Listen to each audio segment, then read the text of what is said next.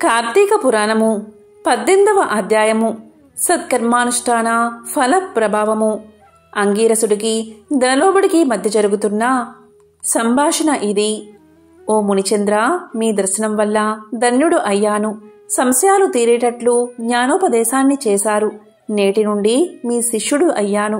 తండ్రి, గురువు, అన్న, దైవము సమస్తము మీరే. నా పూర్వ పుణ్య ఫలితం వల్లే కదా మీలాంటి పుణ్యపురుషుల సాంగత్యం లభించింది.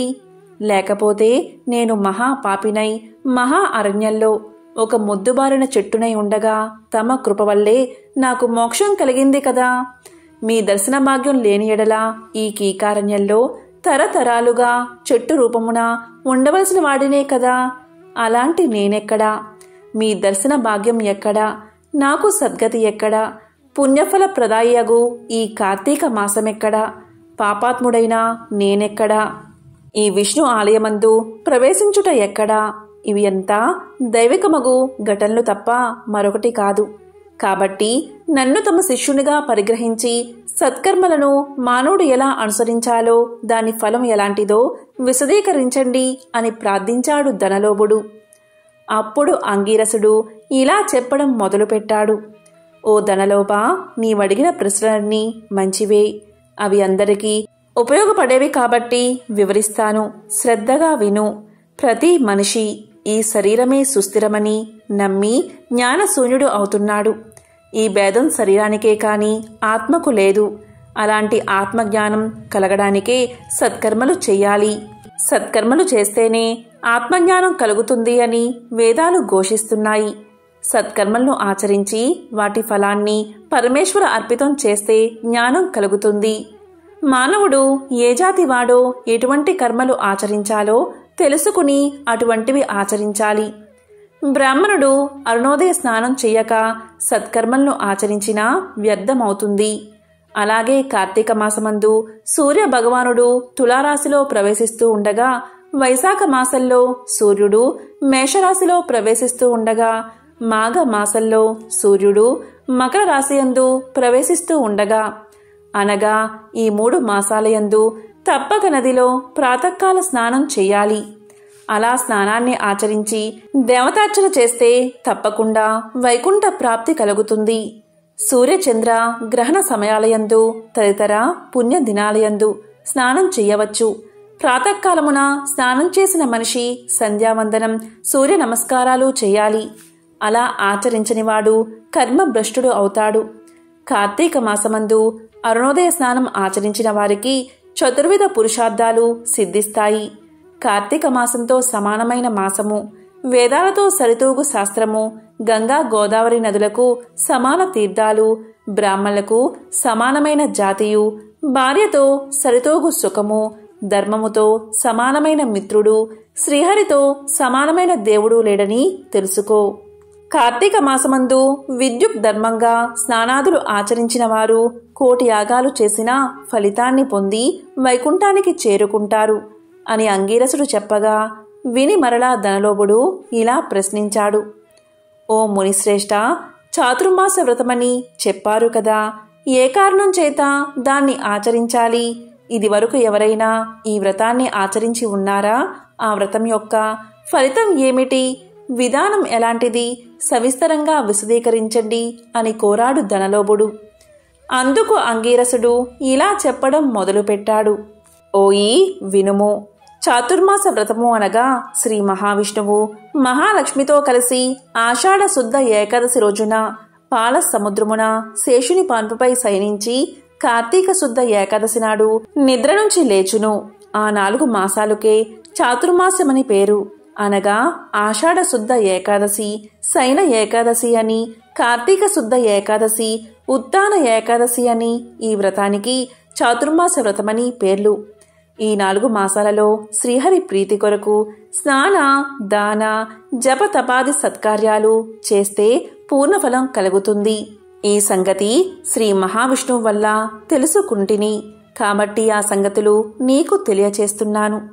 మొదట కృతయుగంలో వైకుంఠమందు గరుడ గంధర్వాది దేవతల చేత వేదాల చేత సేవింపబడుతున్న శ్రీమన్నారాయణుడు లక్ష్మీదేవి సమేతుడై సింహాసనమున కూర్చుని ఉండగా ఆ సమయంలో నారద మహర్షి వచ్చి పద్మనేత్రుండును చతుర్బాహుండును కోటి సూర్య ప్రకాశవంతుడు అయిన శ్రీమన్నారాయణుడుకు నమస్కారం చేసి ముకులిత హస్తాలతో నిలబడి ఉన్నాడు.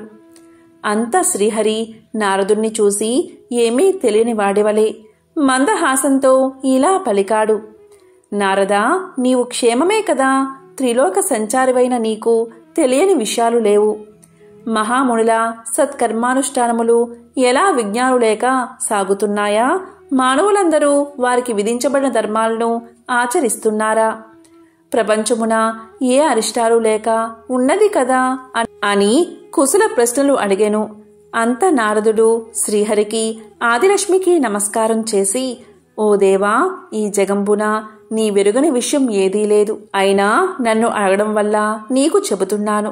ప్రపంచమున కొందరు మనుషులు మునులు కూడా తమకు విధించిన కర్మలను నిర్వర్తించడం లేదు. వారు ఏ విధంగా విముక్తులవుతారో నాకు తెలియకుండా ఉన్నది. కొందరు భుజించకూడని పదార్థాలు భుజిస్తున్నారు. కొందరు పుణ్యవ్రతాలు చేస్తూ అవి పూర్తి కాకముందే మధ్యలో మానేస్తున్నారు. కొందరు సదాచారులుగా, మరికొందరు అహంకార సహితులుగా, పరనిందా పరాణులుగా జీవిస్తున్నారు. అలాంటి వారిని సత్కృపతో పుణ్యాత్ములను చేసి రక్షించండి అని ప్రార్థించాడు నారదుడు. జగన్నాటక సూత్రధారి అయిన శ్రీమన్నారాయణుడు కలవరపడి లక్ష్మీదేవితో, గరుడ గంధర్వాది దేవతలతో వేలకులది మహర్షులున్న భూలోకానికి వచ్చి ముసలి బ్రాహ్మణ రూపంతో ఒంటరిగా తిరుగుతూ ఉన్నాడు. ప్రపంచమంతను తన దయావలోకమున వీక్షించి రక్షిస్తున్న దామోదరుడు ప్రాణుల భక్తి శ్రద్ధలను పరీక్షిస్తూ ఉన్నాడు. పుణ్యక్షేత్రాలు, పుణ్య నదులు, పుణ్యాశ్రమములు తిరుగుతూ ఉన్నాడు. ఆ విధంగా తిరుగుతున్న భగవంతుణ్ణి చూసి కొందరు ముసలివాడని ఎగతాళి చేస్తున్నారు.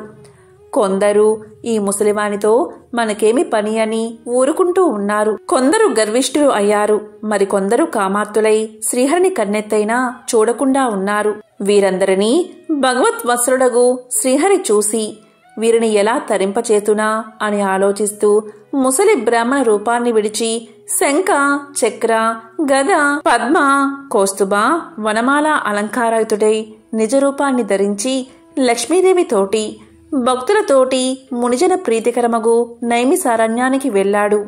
ఆ వనమందు తపస్సు చేసుకుంటున్న మునిపుంగవులు స్వయంగా తమ ఆశ్రమానికి వచ్చిన సచ్చిదానంద స్వరూపుడగు శ్రీమన్నారాయణుని దర్శించి భక్తి శ్రద్ధలతో ప్రణమిల్లి అంజలి ఘటించి ఆది దైవములకు లక్ష్మీనారాయణులు ఇలా స్తోత్రం చేశారు. శాంతాకారం భుజగశయనం పద్మనాభం సురేశం విశ్వాకారం గగన సదృశం మేఘవర్ణం శుభాంగం లక్ష్మీకాంతం కమలనయనం యోగి హృద్యాన గమ్యం వందే విష్ణుం భవైహరం సర్వలోకైకనాథం లక్ష్మీం క్షీర సముద్రరాజతనయాం శ్రీరంగ దామేశ్వరీం దాసీభూత సమస్తదేవ వనితాం లోకైక దీపాంకురాం శ్రీమన్మంద కటాక్షలబ్ధ విభవ బ్రహ్మేంద్ర గంగాధరం త్వాం త్రైలోక్య కుటుంబిని సరసిజాం వందే ముకుంద ప్రియాం. ఇట్లు స్కాంద పురాణాంతర్గత వశిష్ఠ ప్రోక్త కార్తీక మహత్యమందలి 18వ అధ్యాయము 18వ రోజు పారాయణం సంపూర్ణం.